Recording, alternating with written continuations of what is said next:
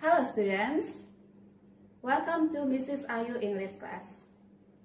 Today we will learn about how to use must and should, obligation and prohibition.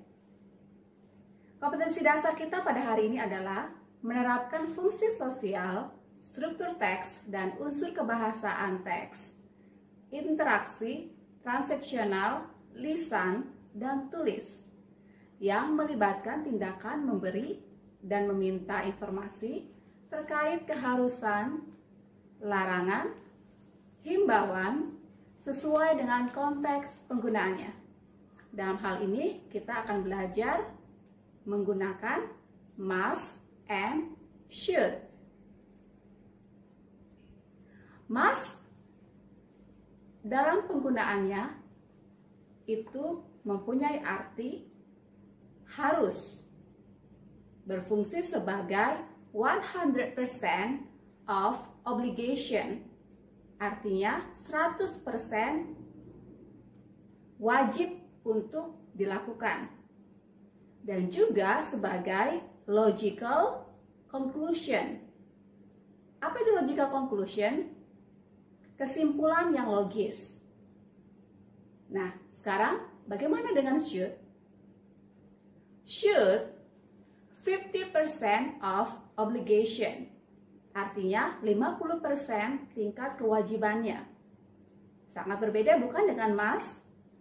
Kalau must 100% of obligation, kalau should 50% of obligation, 50% tingkat kewajibannya. Kemudian, should juga berfungsi sebagai to give advice, ya, memberikan nasihat.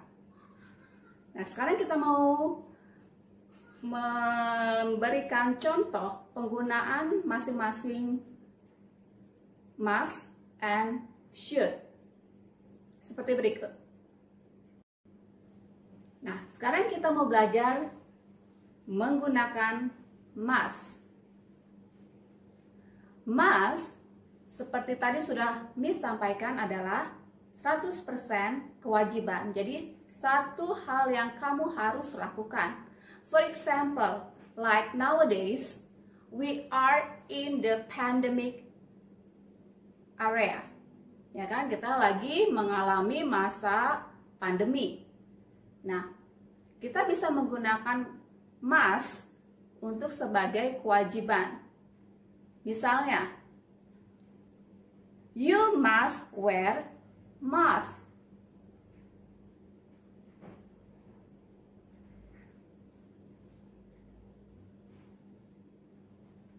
Ya. You must wash your hands. Ya. You must keep distance with your friend around 1.5 meters. Oke. Itu contoh penggunaan dari must. Bagaimana dengan should? You should go to the doctor if you feel sick. Ya. Kamu harus pergi ke dokter kalau kamu merasa tidak enak badan, ya, kalau kamu merasa sakit. Seperti itu. You should go to the dentist if you feel that you have a toothache.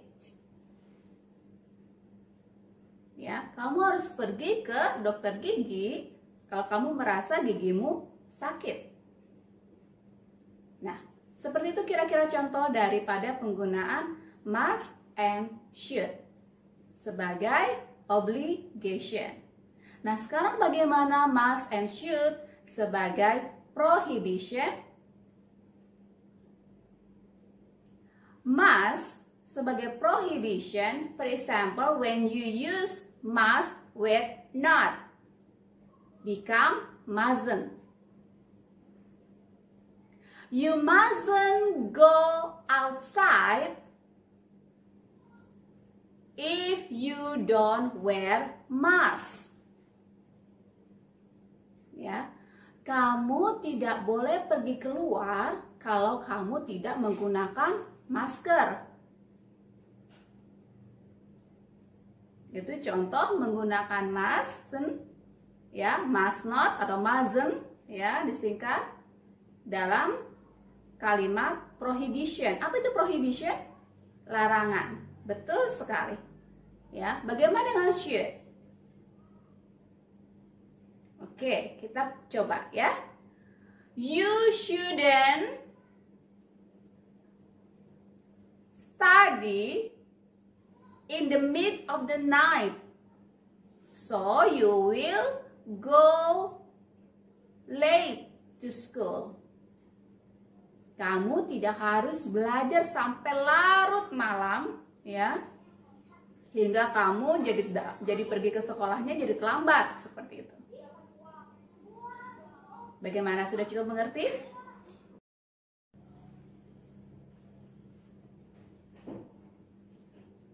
Nah, bagaimana?